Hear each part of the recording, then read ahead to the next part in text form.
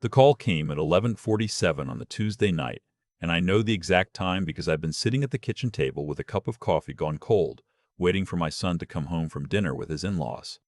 It wasn't my son calling. It was a number I didn't recognize. Mr. Callahan?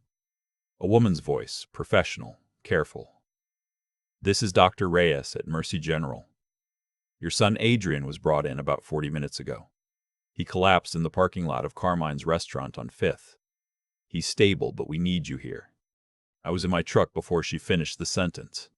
Adrian was 34 years old, 6 feet of solid, healthy man who'd run a half marathon the previous spring. He didn't collapse in parking lots. He didn't get sick. He coached youth baseball on weekends and ate better than I ever had. None of this made sense as I drove through the empty streets of Columbus, Ohio, running 2 red lights I'm not ashamed of. When I got to the emergency room, they made me wait 17 minutes before a nurse led me back. I counted every one of them. He was in a bed with a blood pressure cuff on his arm and an IV in his hand, and the first thing he said when he saw me was, "Dad, don't freak out." "I'm not freaking out," I said, which was a lie. "I just need you to listen to me before Vivian gets here." That's when I noticed he was afraid, not of the hospital, not of whatever had put him there, of his wife arriving. My daughter-in-law, Vivian, married to my son for 3 years. Daughter of Gordon and Sylvia Marsh, one of the oldest families in Westerville. Old money. Old name. The kind of people who mention their country club the way other people mention the weather. Casually, constantly, as if everyone's world revolved around it. I pulled a chair next to his bed. "Talk." He looked at the door. He looked at his hands. Then he looked at me. "The dinner tonight wasn't a dinner, Dad. It was an intervention. Gordon told me in front of everyone. In front of the waiter. In front of Vivian's aunt, who flew in from Charleston specifically for this. He told me I needed to sign papers agreeing to give up any claim to their family trust before they'd allow Vivian to stay in the marriage." I didn't say anything. I waited. "He said," Adrian stopped, pressed his lips together. "He said that men like me don't build legacies. We inherit problems. He said his family had worked 3 generations to build something clean, and he wasn't going to let his daughter dilute it by staying with someone whose background couldn't match theirs." "What does that mean, background?" "It means you, Dad, your father, where we came from." He looked at the ceiling. He did his research. He hired someone. He knows about Grandpa coming here from Puerto Rico in 1962. He knows about the neighborhood we grew up in. He had a folder. An actual manila folder with printed pages in it. I sat back in the chair. My father, Louis Callahan, had arrived in Columbus with $40, a suitcase, and enough English to get a job at a meatpacking plant. He'd worked that job for 11 years until his back gave out. Then he'd worked a second one. He'd raised 4 kids in a house that needed a new roof for 6 of the years they lived in it. He died at 79 with his name on a paid-off mortgage and grandchildren who knew what it meant to earn something. Gordon Marsh had a folder about him. "Vivian was there for this," I said. Adrian was quiet for a moment. She didn't stop it. The doctor came in before I could respond. She was a young woman, tired in the way ER doctors get tired, and she explained that Adrian had experienced a vasovagal syncope. Essentially, his body had shut down from acute stress. Blood pressure dropped, blood flow to the brain decreased. He went down in the parking lot. A woman eating outside had seen him fall and called 911. "It's not a cardiac event," the doctor said, "but I want to keep him overnight for observation. The stress levels," she glanced at her tablet. "Whatever was happening tonight, his body registered it as a threat response." After she left, we sat in the fluorescent quiet for a minute. Then the door opened and Vivian walked in. She was still in the dress she'd worn to dinner, a green silk thing her mother had probably picked out for exactly this occasion. Her eyes went to Adrian first, then to me, and something shifted in her face. Something I couldn't name then, but I can name now. It was calculation. "The doctor said it's not serious," she said, not to me, to the wall above his head. "Vivian." Adrian said her name like it had weight in it. "Did you know?" "Honey, let's not." "Did you know your father had hired someone to look into my family?" She set her purse on the chair on the other side of his bed, smoothed her dress, sat down. "My father loves me and he's protective. You know how he is." "That's not an answer." She finally looked at him directly. I knew he had concerns. I didn't know he was going to present them that way. He had a folder, Vivian. I know. With documents about my grandfather. Adrian, did you see the folder before tonight? The pause was maybe 2 seconds, maybe 3, but I've been around long enough to know that some pauses tell you everything a person's words never will. I need to get some water, she said, and stood up and walked out. Adrian looked at me. I looked at him. Neither of us said what we were both thinking. I drove home around 2 a.m. after Adrian made me leave. He said he needed sleep. He said he'd call in the morning. He said I didn't need to stay. I left because he asked me to, not because I wanted to. I sat in my driveway for a while before going inside. My wife, Gloria, passed 11 years ago. Breast cancer, 6 months from diagnosis to the end. The kind of timeline that doesn't leave room for adjustment. There are still nights when I reach toward her side of the bed before I'm fully awake. I thought about what she would have said driving home from that hospital. Gloria was a woman who chose her words carefully, but used them precisely, like a surgeon with instruments. She would have said something quiet and exact that I'd have held on to for weeks. I didn't have her words. I just had what I knew. I went inside and I made myself a sandwich I didn't eat, and I thought about Gordon Marsh. I'd met the man 8 times over 3 years. He was tall, silver-haired, the kind of handsome that photographs well and doesn't age past 60. He ran a commercial real estate firm his own father had started, and he wore his inheritance like a second suit, always on, always pressed. He'd been polite to me at every family event, politely distant, politely brief. The kind of polite that keeps you on the other side of a line you can't quite see. I hadn't known about the line until tonight. I went to bed, but I didn't sleep. I lay there in the dark, thinking about a manila folder.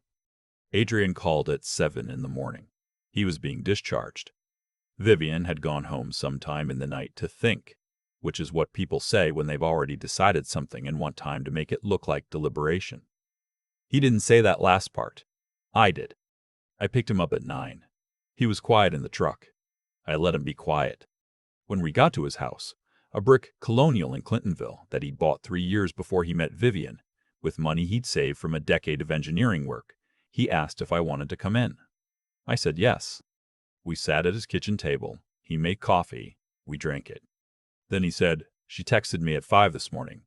She said she thinks we need space to figure out if our values are aligned." I put my mug down. That's word for word what her father said at dinner. Values alignment. He looked out the window at his backyard where there was still a baseball pitching net from the previous summer. She's using his language. Son. I know. You need to talk to a lawyer today. I know. Before she does anything else. Before another conversation with Gordon. Before you respond to that text. Today. I know, Dad. He did know. He was a smart man. That wasn't the issue. The issue was that he loved her. And loving someone while also watching clearly is maybe the hardest thing there is to do.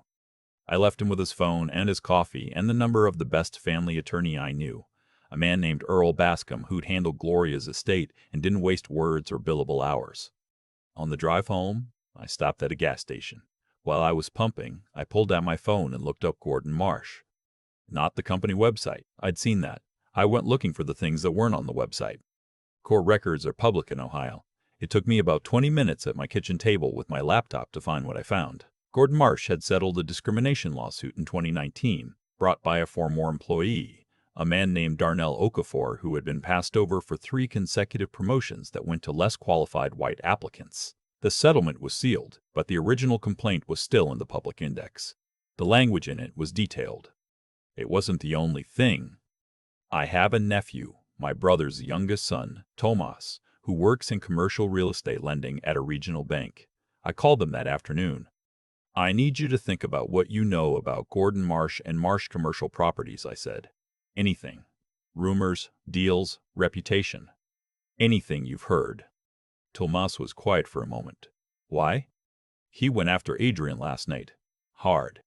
Another pause. Dad told me something about that company about 2 years ago. Said there was talk that Marsh had been steering certain lease agreements, pushing minority-owned businesses toward properties that had issues. Code violations, zoning problems. Nothing that ever got investigated, but the kind of thing people in the industry talk about. Who talks about it? People who've been around long enough to notice patterns. Can you get me a name? Someone who'd talk to me? Tomas said he'd ask around.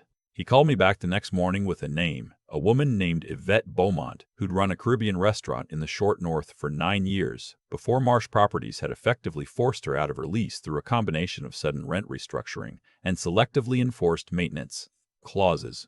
She'd tried to fight it. She hadn't won, but she'd kept documentation. I met Yvette at her new place, a smaller restaurant she'd opened in Franklinton after losing the first one. She was in her mid-50s, sharp-eyed, and she looked at me for a long moment when I explained why I was there before she said anything. "Why should I trust you?" she asked. Not unkindly. Genuinely. "You shouldn't necessarily," I said. "But I'm not asking you to trust me. I'm asking if you'd be willing to talk to a journalist." She set down her coffee cup. "What journalist?"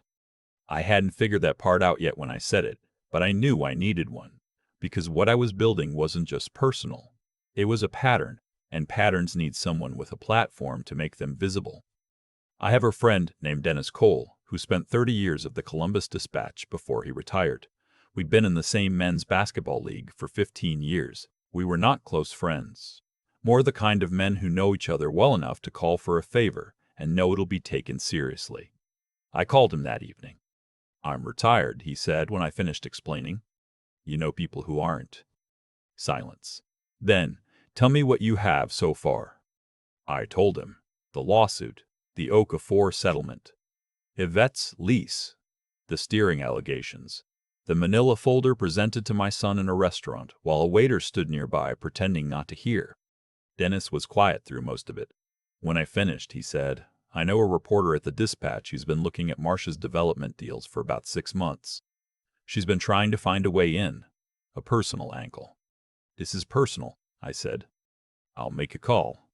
Her name was Rebecca Fontaine, and she came to my house 3 days later with a recorder and a yellow legal pad and the kind of focused attention that made me understand why sources talk to good journalists. She listened without interrupting. She wrote things down. She asked precise questions about timeline and documentation. She asked about the 2019 lawsuit. She asked about Yvette. She asked about the folder. At the end, she looked at her notes and said, "Mr. Callahan, what you're describing is a private individual with a pattern of behavior. I can investigate the business practices. The personal incident with your son is context, not the story, unless your son is willing to speak on record." "I'll ask him." Adrian said yes, without hesitation, which surprised me. He said he'd spent 3 days thinking about his grandfather and the meatpacking plant and the roof that needed replacing, and he was done being ashamed of things that weren't shameful. He and Vivian had not spoken since the text about values alignment. Earl Bascom had advised him to keep it that way until the picture was clearer. It took Rebecca Fontaine 6 weeks to report and write the story. I know, because she called me twice during that time with follow-up questions, and the waiting was a particular kind of difficult, the kind where you've set something in motion and you can feel it moving but you can't see where it's going. Adrian filed for divorce during those 6 weeks. He told me on a Sunday afternoon, sitting at my kitchen table, the way he used to sit at it when he was in high school and needed to think through something out loud. He talked for about 2 hours. About Vivian, about the marriage, about what he believed the marriage was, and what the dinner at Carmine's had clarified it actually was. "She called me the week after," he said. "She said her father had overreacted, that we could move past it." "What did you say?" I asked her if she'd seen the folder before dinner. She said that wasn't the point. "What did you say to that?" I said it was the only point. He wrapped his hands around his coffee mug. She didn't answer. I didn't have anything to add to that. He'd answered it for himself. The Dispatch story ran on a Thursday. It was the lead story on the business section, front page, and it moved online by 9 a.m. Rebecca Fontaine had done the work properly. She'd given Gordon Marsh 10 days to respond. He'd declined through his attorney. His company's PR person had issued a statement that said nothing. And the story ran with or without them.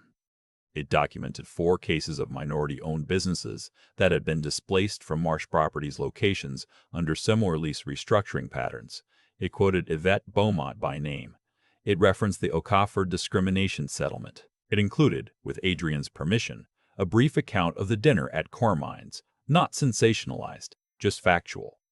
A man presented a folder of research about his son-in-law's ethnic background and made financial demands tied to the marriage. By noon that day, 3 more former Marsh tenants had called the dispatch to share their own documentation. Gordon Marsh's attorney issued a more detailed statement by evening denying any discriminatory intent in the company's leasing practices. By the following Tuesday, 2 of Marsh's largest commercial partners had announced they were reviewing their business relationships with Marsh Properties, pending an independent audit. I didn't feel triumphant. I want to be honest about that. I felt tired and sad in a way that's hard to explain. The specific sadness of watching something you hoped wasn't true turn out to be exactly as true as you feared. Adrian called me the morning after the story ran. He'd seen the online comments, which I'd told him not to read, but he'd read them anyway because he's 34, and that's what people do. Most of them were what you'd expect. A lot of them were from people who said they'd had their own experiences with Marsh Properties, or with people like Gordon Marsh, the specific kind of person who does his prejudice in pressed clothing and sealed settlements and business decisions that look like economics and aren't. "You okay?" I asked him. "Yeah," he said. "Then, Dad, I've been thinking about Grandpa." "What about him?" "I never asked you enough about him when he was alive. I was a kid, and then I was a teenager, and then I was busy. I never asked enough." I was in my kitchen, looking at the window over the sink, and outside the window was the same backyard I'd grown up in, my parents' house, my house for 40 years now. My father had built the wooden fence along the back property line the summer I was 11, replacing an old chain-link one. It was repainted twice, but it was still the same fence. "What do you want to know?" I said. "Everything," he said, "all of it." So I told him. I told him about the meatpacking plant and the 12-hour shifts and the way my father used to come home and sit at the table exactly the way Adrian and I sit at tables, with his hands wrapped around a cup of something hot, not talking until he was ready. I told him about the roof, and the way my father climbed up there himself one December weekend to patch it with materials he'd gotten from a salvage yard because a proper repair would have taken money they didn't have. I told him about the way my father talked to each of his 4 children like they were worth listening to, which sounds like nothing and is actually everything. I talked for a long time. Adrian mostly listened. At the end he said, "I want to tell that to my kids someday." He didn't have kids yet. He said it the way you say something that isn't a fact yet, but that you're choosing to make true. "You will," I said. Gordon Marsh's company is still operating. I want to be realistic about that. There were consequences. The audit, the loss of 2 partners, the public record now attached to his name. But he's not ruined. And powerful men with family money rarely are. What changed is smaller than a story like this wants to be. What changed is that my son knows who he is. What changed is that Yvette Beaumont got to say on the record in a newspaper what had happened to her, that her restaurant's name is now attached to a documented account of what was done to her, and not just a closed file no one ever read. What changed is that the folder Gordon Marsh put together about my father, the one meant to make my son feel like something less than what he is, that folder is now context in a story about a man whose prejudices cost him. My father worked 51 weeks a year his entire adult life, took 1 week off in August when the family drove to Lake Erie and stayed in a cabin that cost $30 a night. And he never once in my hearing described himself as someone who hadn't been given a chance. He described himself as someone who was still working on what he was building. He used the present tense even when he was 70. I've been thinking about that a lot lately. Adrian has a therapist now, which I fully supported when he mentioned it, and probably would have suggested if he hadn't. He's playing baseball again with the youth league kids on Saturday mornings. Last weekend I went and watched from the bleachers, and when he jogged in from the field between innings and saw me up there, he raised one hand in a wave that was also, somehow, something else, something quieter and harder to name. I raised mine back. My father built a fence in a backyard in Columbus, Ohio, in the summer of 1974. It's still standing. It needs paint again, and one of the posts has developed a leam, and this spring I'm going to fix it myself, the same way he did, with materials I'll source and a weekend I'll set aside and my own 2 hands. That's not a small thing. That's everything there is. I keep thinking about the folder. Not what was in it. I've thought about that enough. I mean the act of making it. Someone sat down, hired a person, paid money, and assembled documents about a man who spent his life working a meatpacking line so his children could have more choices than he did. And the purpose of that folder was to make my son feel like he should be ashamed of where he came from. That's what prejudice actually looks like up close. Not a slur, not a scene. A manila folder in a nice restaurant, presented calmly, by a man in a pressed suit who'd convinced himself he was being reasonable. What Gordon Marsh didn't understand, what people like him never seem to understand, is that the accounting always catches up, not because the universe is watching, not because of any force outside human behavior, but because of a simpler mechanism. The way you treat people determines what they do next. He treated Yvette Beaumont like a problem to be managed, and she kept her documentation. He treated my son like an inconvenience to be removed, and my son said yes to a reporter. He built a pattern over years, and patterns, eventually, become visible to people whose job it is to look. That's not fate. That's cause and effect operating on a long timeline. Adrian did something during those weeks that I've thought about more than anything else in this story. When Rebecca Fontaine asked if he'd speak on record, he didn't hesitate. He said he spent 3 days thinking about his grandfather and the roof and the meatpacking plant, and he was done being ashamed of things that weren't shameful. That decision, to stand up and be counted when it would have been easier and safer to stay quiet, that's what character actually is, not the absence of fear, the decision to act anyway, clearly, with your name attached. My father had that. He crossed a border with $40 and didn't spend the rest of his life explaining himself to people who thought he should. He built what he could build, with what he had, for as long as he was able. He didn't require anyone's approval of his bloodline to know what he was worth. I'm 63 years old. I've had enough time to watch how things actually unfold, and what I've seen is this. The people who last are not the ones with the cleanest pedigree or the biggest trust fund. They're the ones who think clearly when it matters, who act with integrity even when it costs them something, and who keep going after the moment that was supposed to break them. Those 3 things. Knowing right from wrong and choosing it anyway, thinking through what's actually happening instead of what you're being told is happening, and refusing to quit. Those aren't inherited. They're built. Decision by decision, year by year. Adrian is building them. I watched him do it in real time over those 6 weeks. The fence in my backyard needs paint, and one post needs resetting, and I'm going to fix it this spring, the same way my father built it, with my own hands, with materials I sourced myself, on a weekend I set aside for exactly that purpose. It won't make the news. Nobody's going to write a story about it. But my son will probably come over and help me, and we'll talk while we work, and that's the thing that gets passed down. Not blood, not a name. The willingness to show up and do the work and hand something solid to the person standing next to you. That's the only legacy that was ever worth building.